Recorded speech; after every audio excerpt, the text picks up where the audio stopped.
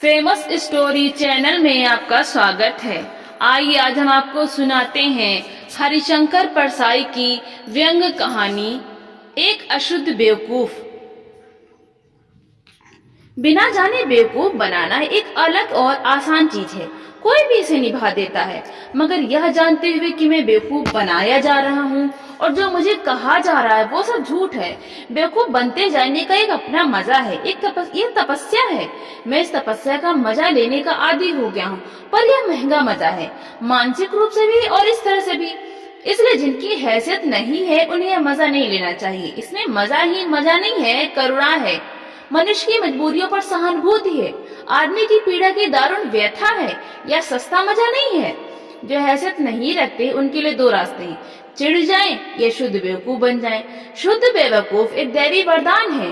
मनुष्य जाति को दुनिया का आधा सुख खत्म हो जाए अगर शुद्ध बेवकूफ न हो। मैं शुद्ध नहीं, अशुद्ध बेवकूफ हूँ और शुद्ध बेवकूफ बनने को हमेशा उत्सुक रहता हूँ।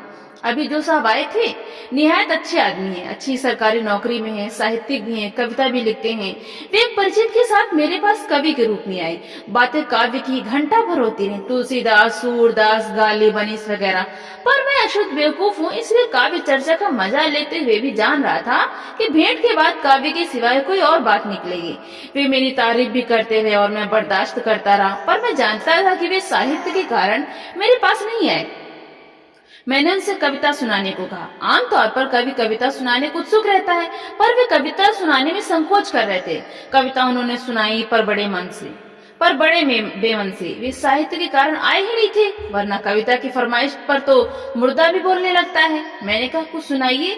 वे बोले मैं आपसे कुछ लेने आया हूँ। मैंने समझा ये शायद ज्ञान लेने आए हैं। मैंने सोचा यह आदमी ईश्वर से भी बड़ा है, ईश्वर को भी प्रोत्साहित किया जाए तो वो अपनी तुकबंदी सुनाने के लिए सारे विषयों को इकट्ठा कर लेगा।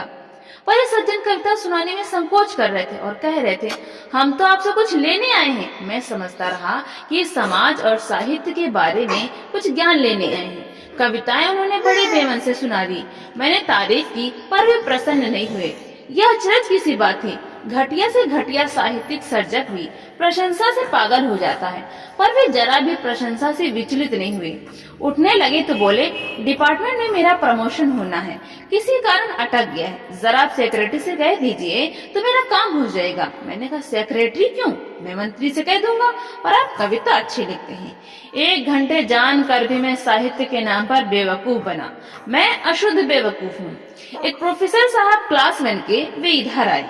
विभाग के डीन मेरे घनिष्ठ मित्र हैं, यह वे नहीं जानते थे। वो मुझे 2500 बार मिल चुके थे, पर जब वे डीन के साथ मिले तो उन्होंने मुझे पहचाना ही नहीं।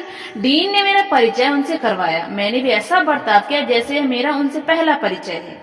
डीन मेरे यार हैं। कहने लगे यार चलो कैंटीन में अच्छी चाय पी जाए, अच्छा नमकीन भी मिल जाए तो मजा आ जाए। अब क्लास 1 के प्रोफेसर साहब थोड़ा चौंके। हम लोगों ने चाय और नाश्ता किया। अभी समझ गए कि मैं अशुद्ध बेवकूफ हूँ। कहने लगे सालों से मेरी लालसा थी कि आपके दर्शन करूं, आज ये लालसा पूर्ण हुई। हालांकि वे कई बार मिल चुके थे पर डीन सामने थे। अंग्रेजी में एक बड़ा अच्छा मुहावरा है, take it with a pinch of salt, यानी थोड़े नमक के साथ लीजिए। मैंने अपनी तारीफ थोड़े नमक के साथ ले ली। शाम को प्रोफेसर साहब मेरे घर आए। कहने लगे डीन साहब तो आपके बड़े घनिष्ठ हैं, उनसे कहिए ना कि मुझे पेपर दे दें, कुछ कापियां भी और मॉडरेशन के लिए बुला लें तो और अच्छा है। मैंने कहा मैं ये सब काम डीन से आपके करवा दूंगा, पर आपने मुझे पहचानने में थोड़ी देर कर दी थी। बेचारे क्या जवाब देते। अशुद्ध बेवकूफ में मजा लेता रहा कि वे क्लास 1 के अफसर नहीं, चपरासी की तरह मेरे पास से विदा हुए। बड़ा आदमी भी कितना बेचारा होता है। एक दिन मई की भरी दोपहर में एक साहब आ गए, भयंकर गर्मी और धूप। मैंने सोचा कि कोई भयंकर बात हो गई है तभी इस वक्त आए हैं। वे पसीना पोंछकर वियतनाम की बात करने लगे। वियतनाम में अमेरिकी बर्बरता की बात कर रहे थे। मैं जानता था कि मैं निक्सन नहीं हूँ, पर वे जानते थे कि मैं बेवकूफ हूँ। मैं भी जानता था कि इनकी चिंता वियतनाम नहीं है। घंटे भर राजनीतिक बातें हुई। वे उठे तो कहने लगे मुझे जरा 10 रुपए दे दीजिए। मैंने दे दिए और वियतनाम की समस्या आखिर कुल 10 रुपए में निपट गई। एक दिन एक नीति वाले भी आ गए, बड़े तैश में थे। कहने लगे हद हो गई, चेकोस्लोवाकिया में रूस का इतना हस्तक्षेप, आपको फौरन वक्तव्य देना चाहिए। मैंने कहा मैं न रूस का प्रवक्ता हूँ न चेकोस्लोवाकिया का, मेरे बोलने से क्या होगा। वे कहने लगे मगर आप भारतीय हैं, लेखक हैं, बुद्धिजीवी हैं, आपको कुछ कहना ही चाहिए। मैंने कहा बुद्धिजीवी वक्तव्य दे रहे हैं, यही काफी है। कल वे ठीक उल्टा वक्तव्य भी दे सकते हैं क्योंकि वे बुद्धिजीवी हैं। वे बोले यानी बुद्धिजीवी बेईमान भी होता है। मैंने कहा आदमी ही तो ईमानदार और बेईमान है होता है, बुद्धिजीवी भी आदमी ही है, वो सुअर या गधे की तरह ईमानदार नहीं हो सकता। पर यह बतलाइए कि इस समय क्या आप चेकोस्लोवाकिया के कारण परेशान हैं? आपकी पार्टी तो काफी नारे लगा रही है, एक छोटा सा नारा आप भी लगा दें और परेशानी से बरी हो जाएं। वे बोले बात यह है कि मैं खास काम से आपके पास आया था। लड़के ने रूस की लुमुम्बा यूनिवर्सिटी के लिए दरख्वास्त दी है। आप दिल्ली में किसी को लिख दें तो उसका सिलेक्शन हो जाएगा। मैंने कहा कुल इतनी सी बात है, आप चेकोस्लोवाकिया के कारण परेशान हैं, रूस से नाराज हैं, पर लड़के को स्कॉलरशिप पर रूस भेजना भी चाहते हैं। वे गुमसुम हो गए।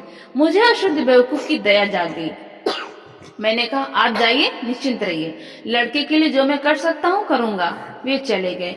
बाद में मैं मजा लेता रहा, जानते हुए बेवकूफ बनने वाले अशुद्ध बेवकूफ के अलग मजे हैं। मुझे याद आया गुरु कबीर ने कहा था माया महा ठगनी हम जाने। तो दोस्तों आपको ये व्यंग कहानी कैसी लगी, लाइक करें, शेयर करें और कमेंट करके हमें जरूर बताएं कि किस तरह की कहानी आपको सुननी है। और मेरे चैनल को सब्सक्राइब करना बिल्कुल भी ना भूलें। तो मिलते हैं अगली